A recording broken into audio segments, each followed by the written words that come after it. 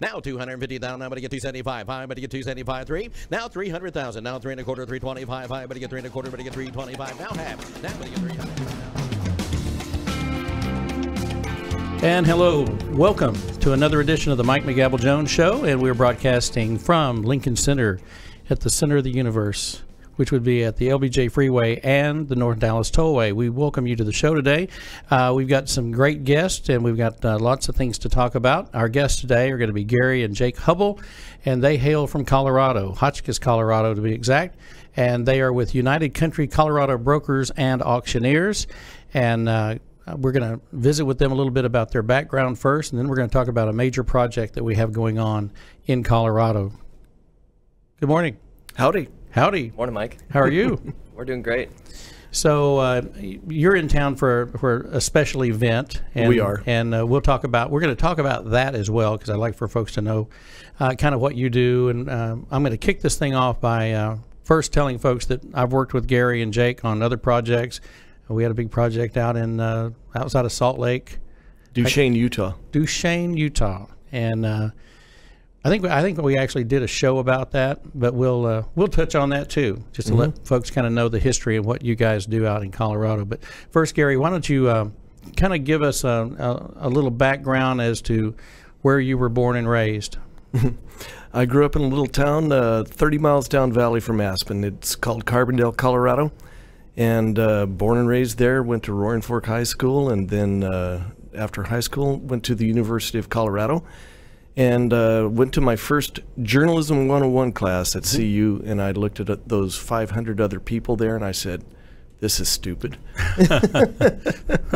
And so I switched my major and became an English major, and ultimately ended up at the University of Regensburg in Germany for my senior year. And interestingly enough, one of my best professors there was a Pulitzer Prize winning novelist from the Kiowa Nation in Oklahoma at the University of Regensburg. That's wild. Scott Momaday was his name. So had a good educational background, and then decided that I wanted to do what I wanted to do from then on, and I was interested in hunting and fishing and writing and photography. And so my goal was to become the great American novelist, an outdoor writer and photographer, and I had some success at that.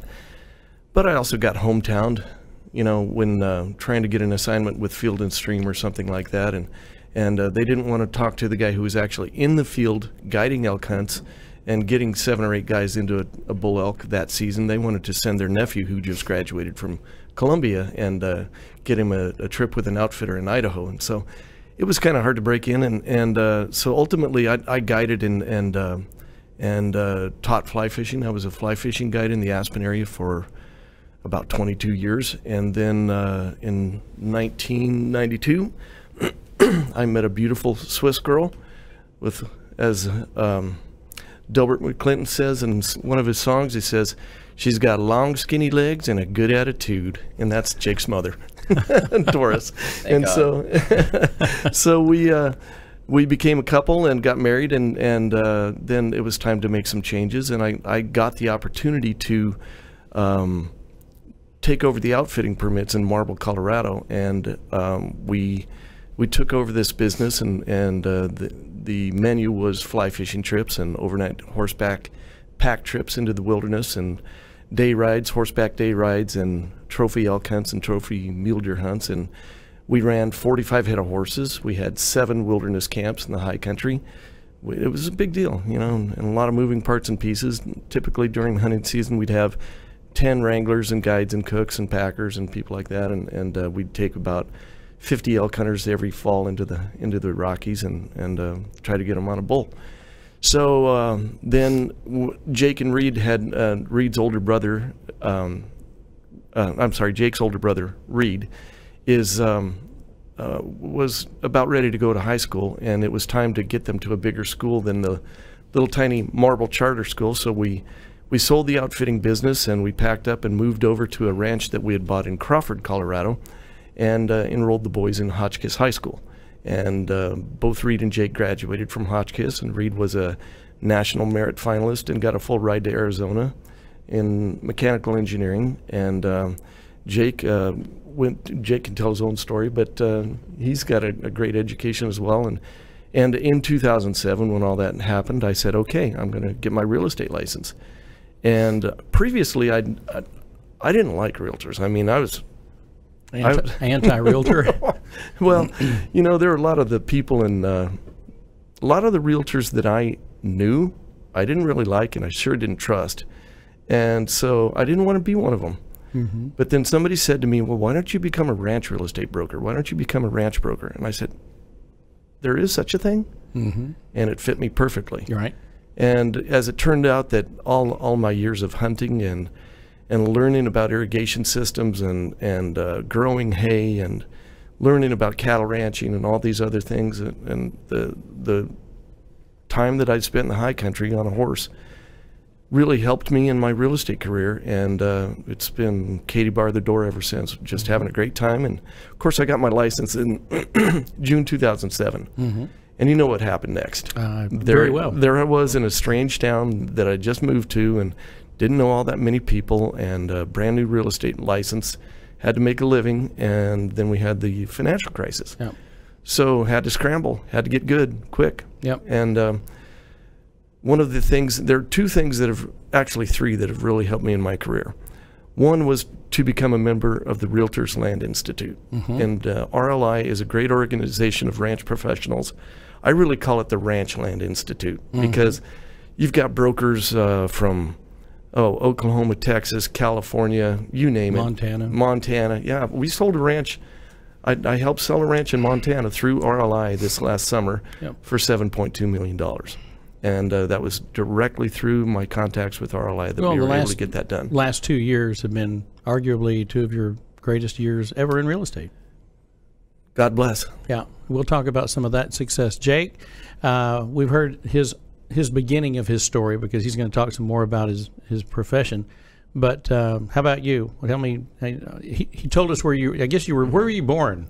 Well, I guess I can tell my story with a little bit more brevity, because I'm only 23 years old. However, I was born in Carbondale. Then I lived with Gary and my mom when I was growing up doing the outfitting thing. So I was I was a 6-year-old kid riding horseback, getting to go lead trail rides as a 6-year-old and do stuff like that. So I got to grow up doing the outfitting scenario in Marble, Colorado, which is a really big part of my life, because I got to learn the outdoors from such a young age. Pursuant to that, we moved over to Crawford, went to Hotchkiss High School, and participated in all the sports: football, wrestling, baseball.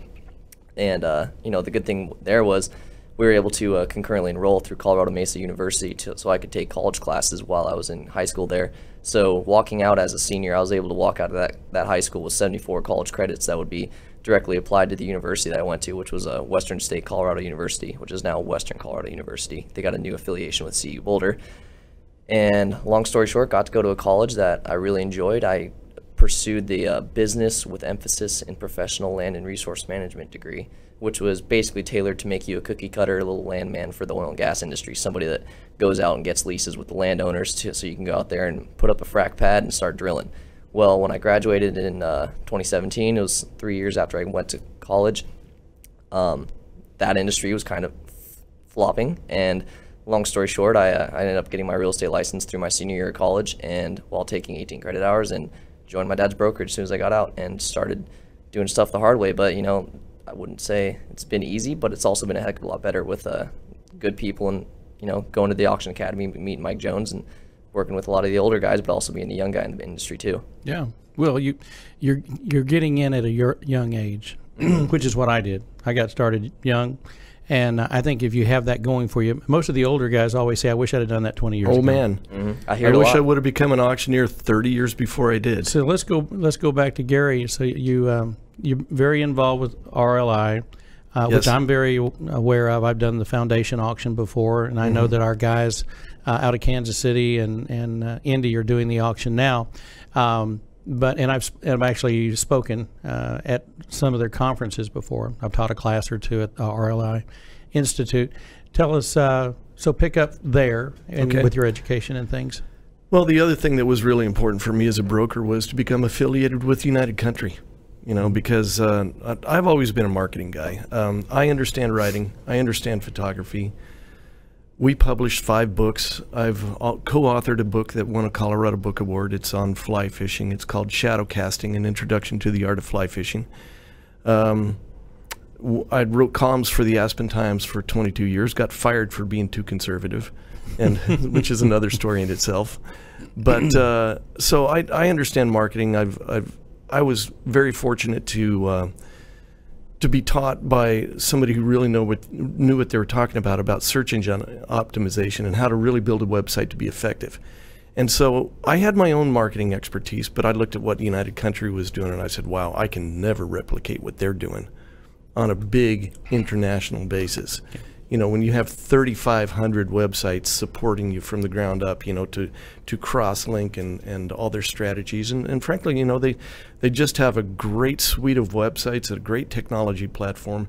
And a large network. And a large network, and there's a lot of deals that I've done through United Country, just being a United Country agent. You know, we've sold properties in New Mexico and Missouri and you're looking at Nebraska right now. Yeah. We just talked about that yesterday. Got a big deal going in Nebraska. Yep.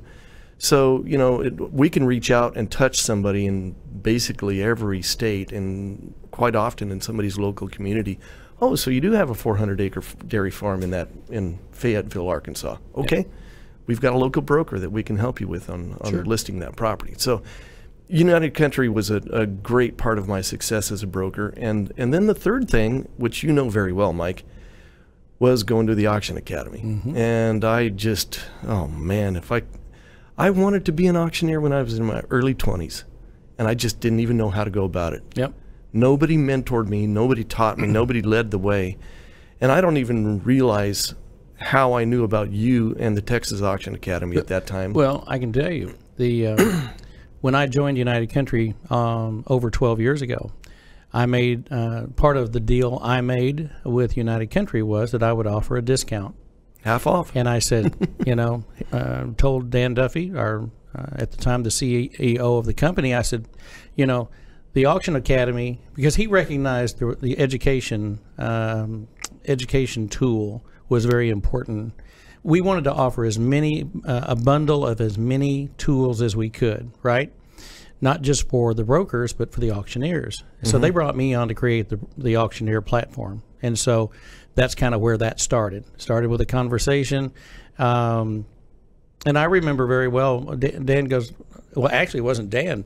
We were in Las Vegas, and we were having a corporate meeting, and Lou Francis, the previous owner, mm-hmm. and Carl and that group, and Richard Thompson, who actually has been in my office this week. Richard, who's our national sales director, he says they were trying to analyze the company and what they could do to drastically improve and change and add value.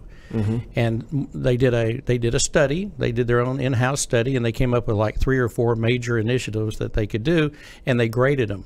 And having auctions and offering auctions came up as like the number 1 or number 2 thing. So they had me come to Las Vegas. We had a conversation, and boom. I can remember Lou Francis looking at me, and he said, "Could you possibly tell me why we would want to get in the auction business?" And I about $2 billion worth of sales last year. And you know what? And you know what I said? That started out. My answer was, "Well, you'd be a damn fool not to," mm-hmm. which was a little pushy, but I thought, you know what? In this atmosphere, I'm going to have to be very direct. And Dan was already on board. Richard was already on board. We had a broker in Oklahoma named Leroy Hendren, who's still with us in Jay, Oklahoma. He wanted my job. He wanted to be me. Mm-hmm. And as it turned out, I ended up getting the position. And he still has his office in Jay, Oklahoma, and it's a family-owned and operated United Country office. Well, see, then the deal I made was, well, we'll offer United Country a discount to come.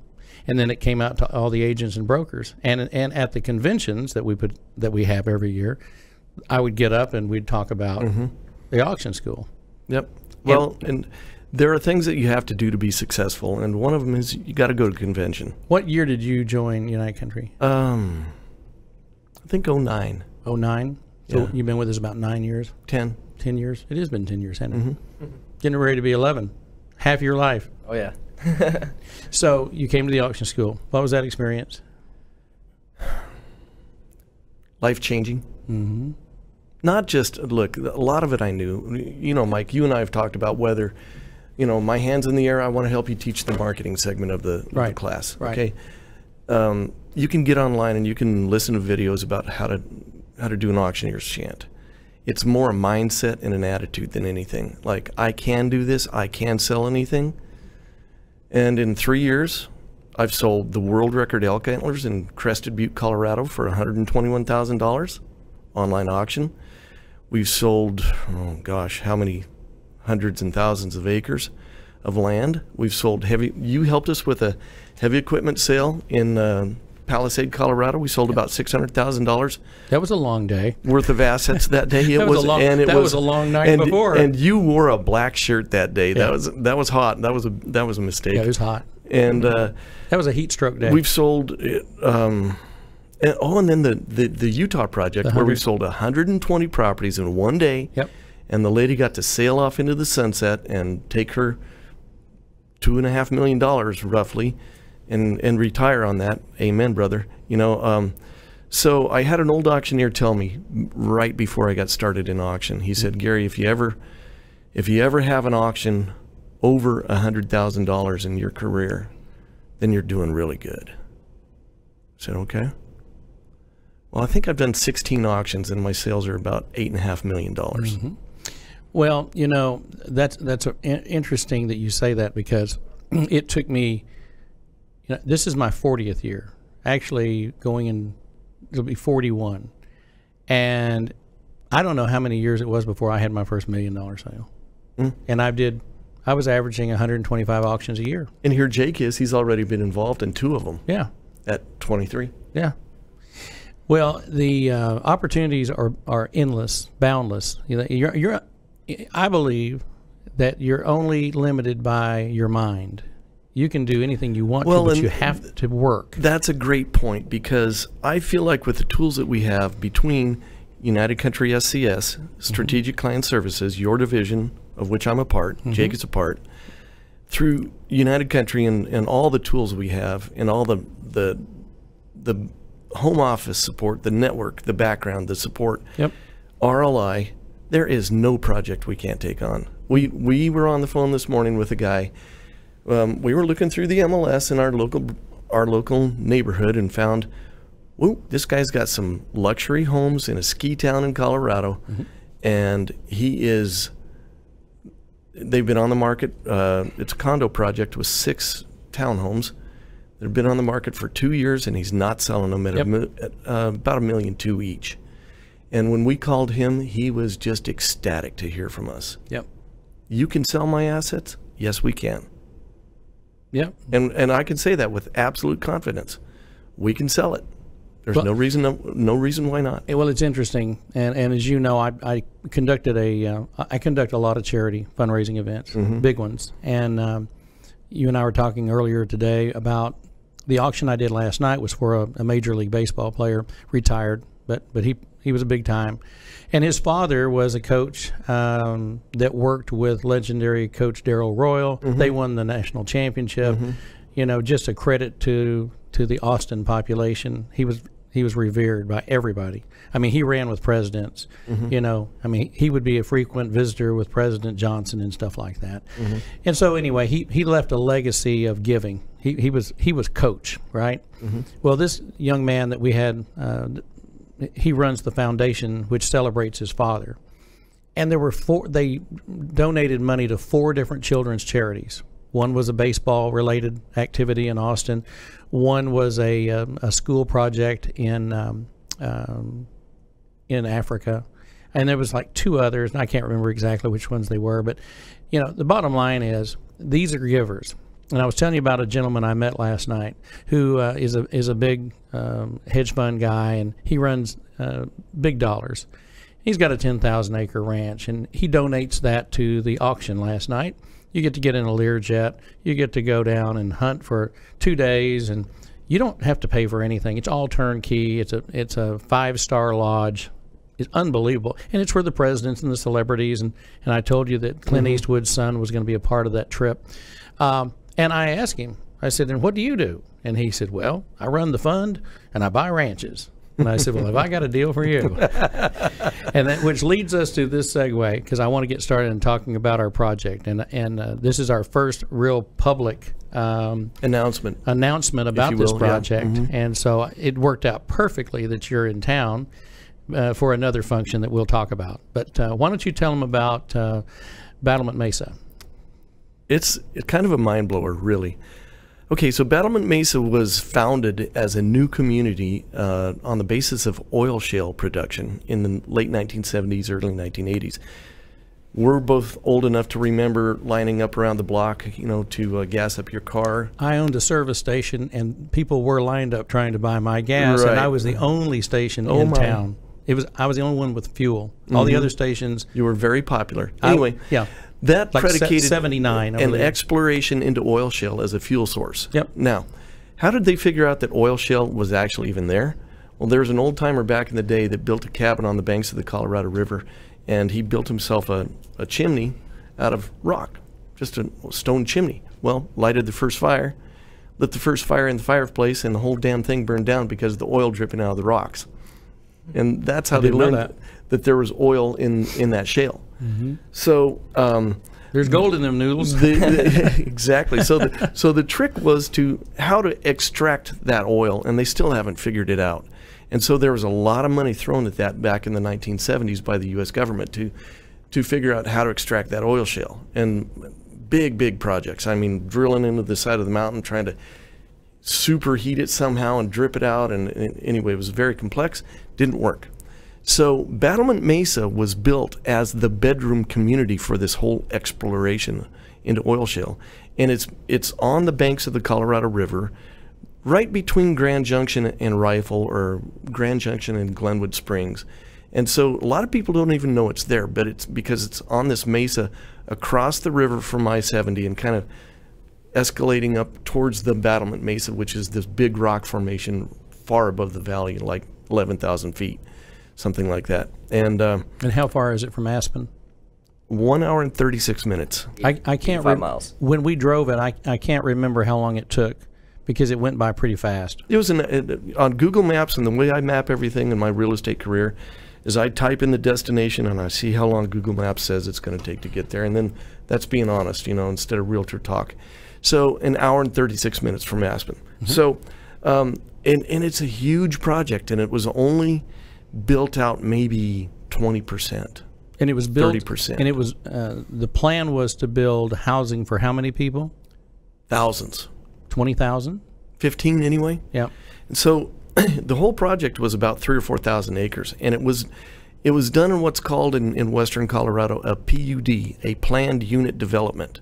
So that PUD was actually approved by Garfield County, which is my home county. That's the county I grew up in. I knew those county commissioners when I was a kid. You know, Flavin Cerise and, you know, the whole cast and crew back in the day. The players. So, the players. So my dad knew them very well. And so once you got a planned unit development approved, it's approved. Yeah. So those are platted lots and platted, you know, and it was a very master planned community. And I had somebody tell me it was kind of like an Air Force base, where you've got the officers' quarters over here and you've got the enlisted over there, and there was a trailer mobile home park. But for a trailer park, it's actually the nicest one I've ever seen. The lots are like 1/3 of an acre. Yeah. They're not jammed in next to each other. And then there's some double wides, and then there's some patio homes, and then there's an 18-hole golf course, and then over on that end there are nice luxury homes that are on the golf course that are, you know, 3,000, 4,000, 5,000 square feet versus the lower end housing. And we have the river running. 4 miles of river frontage, several large ponds.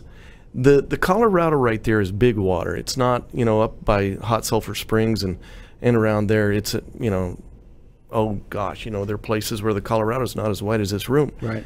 But there, you're going to have trouble throwing a rock across it. You may not get it done. It's can be 60 or 80, maybe 100 yards across in some places, deep in some places, long riffles and long pools and you know, big water, the kind of water where, you know, you can row down it in a dory boat, and you don't necessarily want to fly fish it because you wear your arm out. You want to huck big old rapalas and catch brown trout like this. Yep. So 4.5 miles of river frontage, and then all these housing mixes, and then there's a commercial center, and then they have a brand new clinic. They have a 52,000 square foot recreation center. That's great. A great recreation center. They have these pads for these churches, and so there's a Mormon church and a Baptist church and so on and so forth, and there's probably 6 or 7 different nice churches there in Battlement Mesa, and there's a whole bunch of vacant land that's still left over and ready to develop. And then there's a lot of hunting land. Oh, and the hunting land is very interesting. So the way that this land is configured, and we might want to show some video. You want, Travis, you want to do the video? So the way the land is configured is there's kind of a long strip along the river, and then as you go up, this is on the golf course right here, Okay. the 18-hole golf course, and this is drone footage shot by our own Jake Hubbell, and he has won several national marketing awards for such. Looks great. This is just kind of B-roll footage that hasn't really been edited yet, but this will give you an idea of the housing mix. So this is Battlement Mesa in Colorado, between Aspen and Grand Junction. Right. You can see the train right there. Okay, so there's main train line, and then the boulevards on the way into Battlement Mesa. You see the streets and roads and so forth, and that ground up higher there, right above the golf course, that's all development ground that is ready to build. Right here on the golf course again, and those are the shale formations in the background that they were supposed to try to extract oil out of. And then you can't quite see the river. It's just down over the edge here. We'll probably see the river here in a second. This is the golf course pro shop. And then that is the Battlement Mesa in the background there. Yep. And then, of course, the driving range here. And so there are, and I'll tell you a little bit about the background of our seller. Go back to who actually built this. Exxon. Okay. Exxon built the whole thing. I wanted to point that out. So when they didn't spare any expense. That's what I was going to say. Exxon, once they knew what they wanted to do, they there you go. There's the river. They did it to make it happen. And it is engineered to the nines. We have engineering reports on this down to the 2-foot contour level. On every single property. On every single property. And so, I mean, it is master planned. It is ready to go to work. It's a gorgeous shot right there. Isn't that beautiful? Yep. And there's elk right in this area right here on the golf course and this river bottom right here. When we went up on top of the hill where the hunting properties, how many acres is that? 1,243. 1,243 acres, and they were saying. But this is part of it right here. Well, remember we were talking about how the elk coming down, and they were talking. How many elk did they say that would come through? Like it was a herd. 300, 400. Yeah. And the elk actually will start on the river bottom. They'll get a drink down there, and then they'll go through the neighborhoods and on up to the upper levels where we saw the hunting blinds. Yeah. And it's just now see, there's a vacant lot right there, and a couple vacant lots that are undeveloped there. Yep. And so these are the properties. What's the total count right now that we have as far as single parcels we're looking at selling? 38. 38 parcels, and we're looking on the 1,200 plus acres. There's really 3 parcels right there that comprise the 1,200 acres of hunting land. Now, the thing that's interesting about that is that all that hunting land is great habitat, particularly bedding habitat, to where the elk and deer feel secure. They can go bed down there in that pinyon juniper mix, and they can feel secure, like nobody's going to mess with them. And they really need that safe haven, if you will. Yep. That land is actually all platted for lots. It already is. It's already platted. It was done in 1978 or whatever. Yeah. My play on that is, if you wanted to be that guy that bought that land and wanted some great hunting, great. Buy it and put it in a conservation easement, sterilize all that development, all the potential for development, and get a lot of your purchase price back, and then have some absolutely world-class elk hunting. Sure. Then there's another parcel that's over to the west. They call it the Stone Corrals, and the geology of that area is that there was an old volcano that rumbled down all this lava, and these big volcanic rocks. I mean, some of them bigger than this room. And so it's really hard to sink a post hole in the ground because of that rock. And so they gathered up the rock and they made their gathering corrals for the cattle, you know, the roundup at the end of the year, out of stone. So it's called the Stone Corral's parcel. That particular parcel is just loaded with big trophy mule deer bucks. And I mean, they have killed so many big bucks in there, it's not even funny.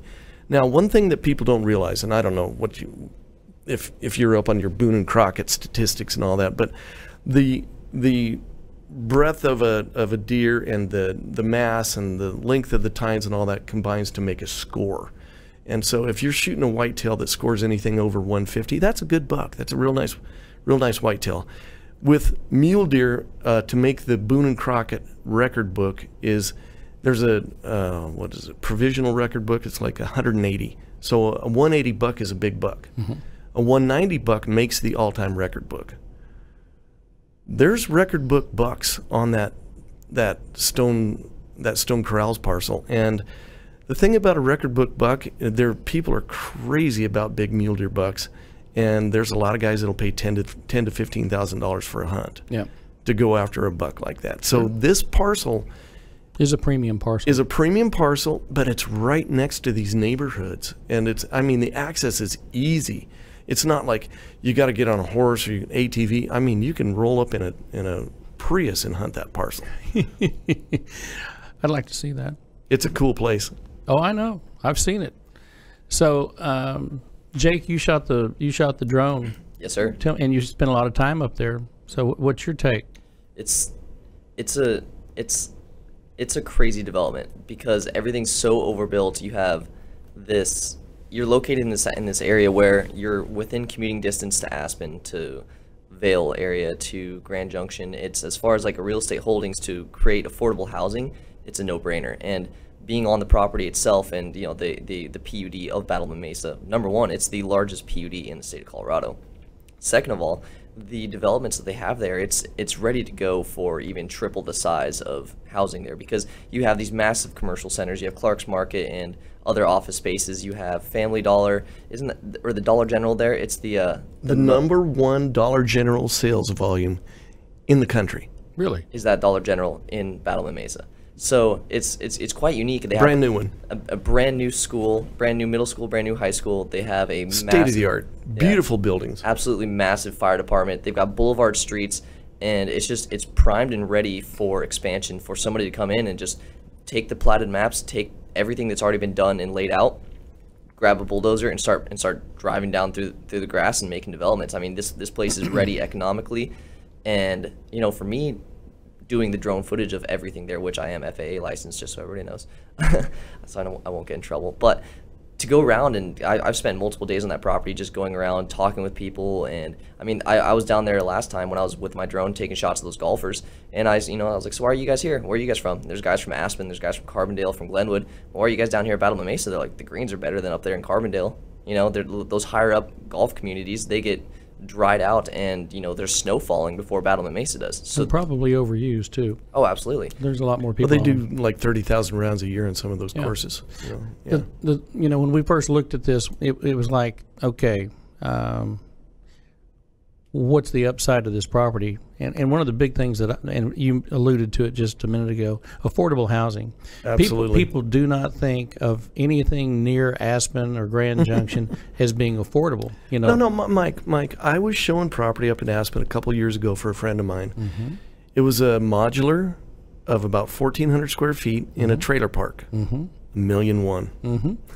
Yeah. Well, yes.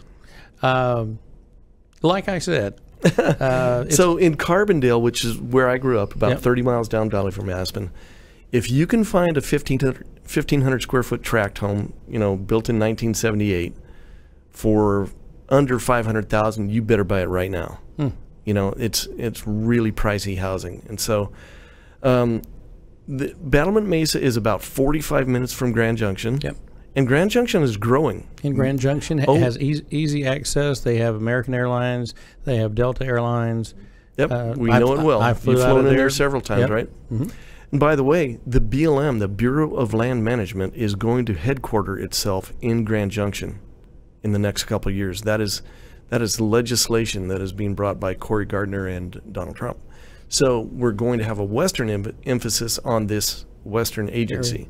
So that'll provide 3,000 or 4,000 jobs and all the ancillary benefits to Grand Junction. Well, as well as, and people don't mind driving 45 minutes to work. That's no big deal. And it's a pleasant drive. Yeah. You rarely get snowed out because it's low elevation, doesn't get that much snow and weather there. It's 75 miles an hour. Right. So now I've never actually driven that slow, but you get your coupons, don't you? As could be proven today when I drove in from Austin. It was a quick drive. The roads are great. We drove on. Yeah. Access to the place, I think, is exceptional because it's right off of the interstate, but it's at an elevated point. Well, you hear the highway from some of those properties, but not really. I mean, there's nothing you can do about it. It's a couple miles away in a lot of places. Well, so most people, if you live in a community, you're going to live in a community where you're going to have some noise. The other thing about it is, here's an opportunity for a developer. Here's the way I look at it. If you're an individual that wants to come and buy a piece of property, you can buy a piece of property and it's going to be affordable.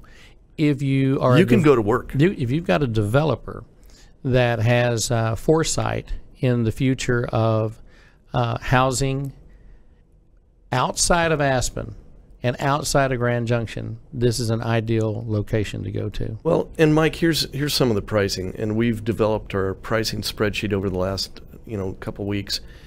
Now, what we've done and let me tell you a little bit about our sellers. Shall we do that? Sure. Okay, so these partners have owned the development since 1989, and they've done well. They sold off the trailer park. They had the apartments for a while. They've made their play and they've made their money, and it's like, and a lot of people don't understand what a developer cycle is all about, and I'd like to talk about that just for a second. Sure. Because very similar to what we did in Duchesne, where you had a lady up in Duchesne that had 500 or 600 residential lots, and they were building these cabins just to spec for these buyers and so forth, and so they sold off, what, 90% of their inventory, 80%, something like that. Yeah, and you have to understand, we're talking about Duchesne, Utah. Right, Duchesne. Yeah, yeah. For people who want to be there, it's a great place to be. For the average person, you got to have a reason to want to be there. Okay, number one, it was very heavily involved in the oil industry. There's a lot of oil services trucks and traffic and things of that nature on those state highways. So if you wanted to be somewhere in the middle of kind of nowhere, Duchesne's a perfect place. Duchesne is our kind of place. So we had this developer who had this remaining inventory, and she was getting elderly, and in fact, she hadn't paid the taxes on a lot of the parcels for 3 years, which is like warning bells are ringing. Right. And just think of the administrative headache of taking care of 120 properties. Sure.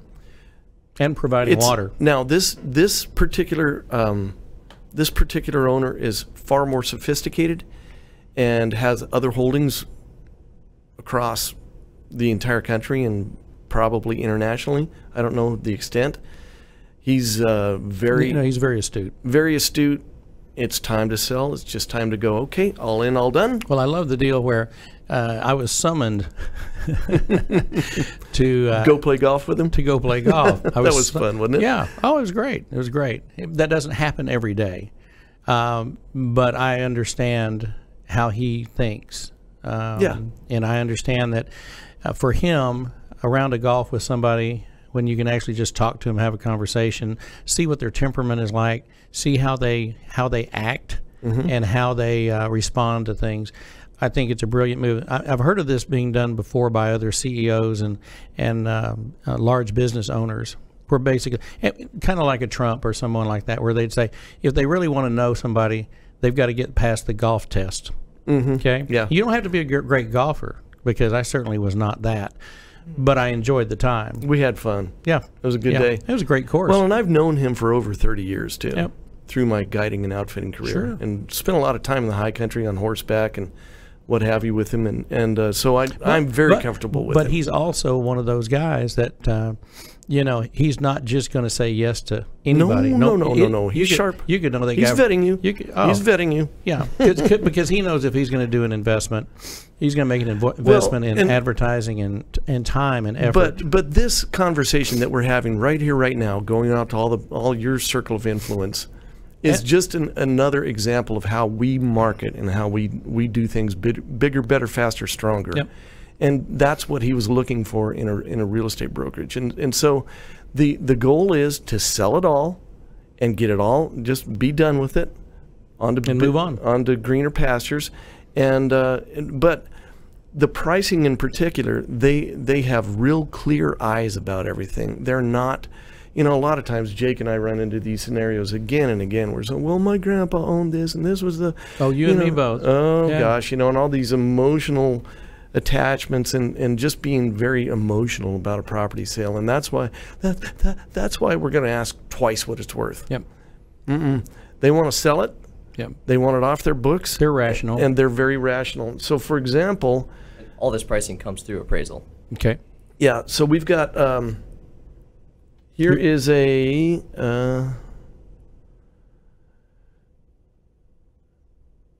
okay, so this is 57 acres, and it's got low density residential. It's got some public land, and it's got medium density residential, which means that you could actually build 12 units per acre on the medium density residential, which is MDR.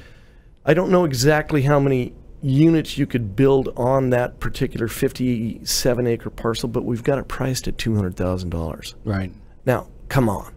Come on. You know, $200,000 for 57 acres that you can build, what, 150 homes on or something like that? Potentially, Woo. yeah. Yeah. So what we've done as far as the the pricing, and just to give you an example, the medium or the mid-density residential and the MDR, which you can build 12 units per acre on, we've priced at $15,000 an acre. Right. So that's, you know, $1,250 a door, something like that. That's crazy cheap. That's with water lines installed. That's with power out to the road. That's gas lines. Yeah. That's with paved streets. You've got your utilities. You've got your paved streets. You're ready to go. And so if you can't make money as a developer with that pricing, then something's wrong. And so they've really value priced these assets. And some people are going, well, you know, Battlement Mesa is just too far. It's too far from Grand Junction. It's too far from Glenwood Springs. It's too far. Well, you know, it's what, 35 minutes to Glenwood from there? 30 minutes? Yep. It's an hour and a half to Aspen, hour and 36 to be Google Mappy. And so 45 minutes to Grand Junction. Now, Grand Junction is getting priced out, and developers are scrambling to find land to develop and build homes. And there's a real high demand there. So how far from Grand Junction? 57 miles. Okay, 57 miles. If you're doing 75 miles per hour, 46 minutes. Yeah, you can drive it in 46 minutes. I spent 46 minutes in traffic in Austin last night trying to get to my hotel. And we don't have traffic. My point. My point. So would you rather be sitting in Austin? Now, granted, Austin's a great place. It's a great entertainment place. But if you're looking for a place to work and live and have a nice life in a serene, I consider it a serene area compared to what I'm used to. Because I live in Dallas. I live 2 exits from here. There's a big boat launch right there where the bridge crosses the Colorado to go into Battlement Mesa. There's a brand new boat launch to where you can take a inflatable raft or a dory and be hucking big spinners and catching big trout and stuff. Yep. You can. There's waterfowl hunting through there. There's elk hunting. You can go up onto the battlements up onto the National Forest. There's Battlement Reservoir up there where it's really known for big rainbow trout. Yep. There's all kinds of snowmobiling, skiing. Aspen and Vail are both, like I say, about an hour and a half away. Or you can go to Powderhorn, which is a little resort on the edge of the Grand Mesa, which is about 45 minutes away. There's incredible snowmobiling all around. When are you going to be rolling out the website on this? We are in the process of building the website right now. Okay. So I'll stand by. Yeah. But, you know, we've got all of the photos assembled. And, you know, it's complex because this is not just a matter of listing one luxury home or 6 luxury homes Yep. in one development. We've got commercial ground. We've got vacant residential ground. We've got some built lots that are ready to sell. We've got hunting land, and it is a wide mix of asset types. Not in dollar value, but certainly in diversity. You know, we did the 120 properties in Duchesne. This is going to be roughly 40 properties, right? Mm-hmm. But they're very unique. They're very different. Yeah. And there's a lot of disclosure. We want to make sure everybody understands. I mean, there's a lot of work. There's a full-time guy from the other company that's sitting there. Yep. That is very knowledgeable. Very well. He knows the place inside and out, and he's feeding us information. And then the efforts that you guys are putting in on just like doing the drone work and knowing the properties and getting it where we can follow it and study it and be able to sell it. It's not a minor project. And so tell them how we're rolling this out, because we're talking about the property. Tell us what the your timeline is, and tell the folks how we're going to offer it for sale. Well, immediately here in the next, well, maybe by the time people watch this webinar, this podcast, Mm-hmm. then it'll be online, and people can look at the assets and make an offer through the traditional MLS listing cycle. And it will be done just as any traditional listing with that kind of pricing that I just explained to you. That's cheap. Now, there is going to be a limited time available. Mm-hmm. So if you're interested in this property, any of these properties, and You I can mean make an any offer. of them, we will be entertaining offers. We Yes. will present all offers to our seller, Mm-hmm. and they'll certainly have the right to accept, reject, or come back and make a return response.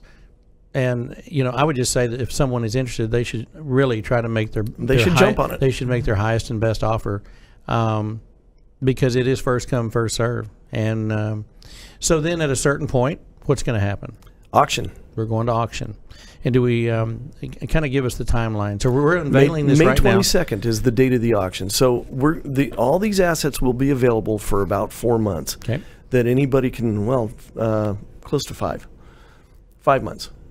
Well, barely. Yeah, 5 Barely, months. yeah. 5 months, where anybody can make an offer and get it bought. If you think you can really steal it at the auction, and you know that $200,000 price tag on that 57 acres scares you off, and you think you can get it for 100 or 120 at auction, good luck. But then you got to compete with everybody else. Yep.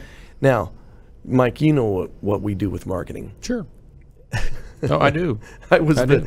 little old me. And this podcast today is going to be broadcast not just here, but it'll be on YouTube. It's going to be out there. We'll be spending time and money to get it out.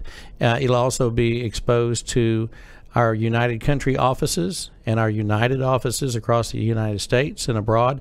So I would just say that, you know, when you hear this broadcast, you should go to our website. And do you have your domain? BuyBattlementMesa.com. BuyBattlementMesa.com is going to be the site. Now, it's not up and going yet, but Nope. it will be going up, and I would predict within the next 2 weeks. 2 weeks, I'd say. We'll be Yeah. up and going. And also, please make a note of our other website here, which is united-scs.com. That's where you can see all of our properties. Right. All updates will be on that site. So Battlement Mesa, that site we just mentioned, will have all updated information. But then also, all of it will be disseminated and placed on the United-SCS website as well. And on all of our sites, Jake's and mine and all Yes. that. But my point was, you know, there I was in Duchesne, and I'm a now you sound like a writer. I'm a Colorado broker, and I got my Utah license for that project. Yep. And we were on the Salt Lake City TV stations, the news stations, twice in 2 weeks. Yep. Now, I don't think any other Utah broker got that kind of exposure over that time period. Probably never You know, happened. Probably hasn't ever happened. So we'll do the same thing with this. We'll hit the airwaves hard. Like this studio right now, these PR people, who knows, they may be the ones that help us out on this Sure. this project. Sure. But we have a budget, and we're going to blast this thing out. Everybody will know about it. It will be a major event in western Colorado. Well, whether you live in Colorado or one of the surrounding states or anywhere in the United States, if you're, I would say this: if you're in the sound of my voice and you live in Wisconsin, Minnesota, Michigan, Ohio, Pennsylvania, the Rust Belt, all these cold areas that are fighting, most of the folks up there that have the money to do it head south. They head south for the winter, and they will either hang out in Arizona or Texas or somewhere along. Florida's big, but here's an opportunity, where you have the best of both worlds. You have great summer times. You have great weather. Can it get hot? Yes, it can get hot, but it also the evenings are terrific. Beautiful. Yeah, and that mountain air, all the things that a person would want, and it's going to be affordable. That's the thing. It's affordable living in Colorado. And so for anyone who says, oh, you can't go to Colorado, it's too expensive, I've been looking for 10 years, I can't find anything. This is a great deal. Yeah, it's a great deal. And it's at the right time. So we would just recommend, you have any other thoughts before I talk about something else for a minute? Well, I just kind of fell in love with the place. And I'm from western Colorado. I had been to Battlement Mesa a couple times prior to coming onto this property as the representative for it. And the more time I spend there, the more I love it. They have Mexican food. They have good Mexican food. Good Mexican food. Yeah. And so it's just, look, if I were about to retire, I would really strongly consider building a home in Battlement Mesa. I would also say if you have young children, and you're the family life is fabulous. And you're in the city, and you're wanting to get them into an atmosphere where you can keep an eye on your kids and not have to worry about the same things people worry about in the major cities. This is an escape. Kind of like Mayberry in a way.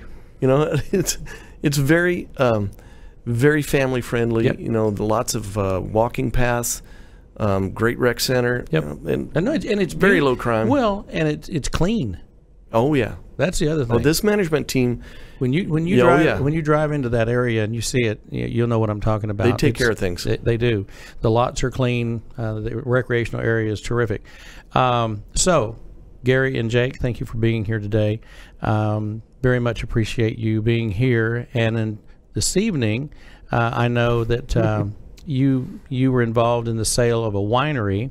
Why don't you tell I've got about 10 minutes to go, okay. And I want to just remind people of 3 properties that I have coming up for sale. But tell them a quick story about the deal that led up to tonight here in Grapevine. Okay, so we took over a winery listing in western Colorado, and it had been on the market for 4 years by another broker, and it was not very well presented. But then we did, and in fact, it almost became an SCS project through you and Mark Woodling, who was with you at the time.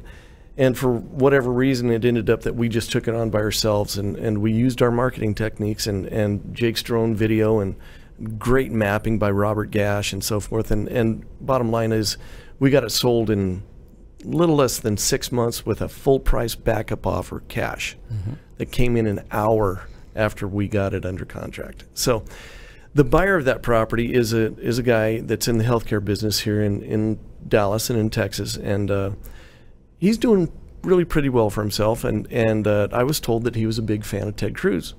I said, really? Oh, so he's a conservative. Well, that's what got me fired from the Aspen Times back in the day, was writing kind of a really mega hit column called In Election 2008, Don't Forget the Angry White Man. And so I sent him a copy of that column, and he just loved it. So anyway, flash forward, and I said, look, okay, he bought the winery, and I said, look, here's what's going to happen. People are going to come to you, and everybody's going to want something.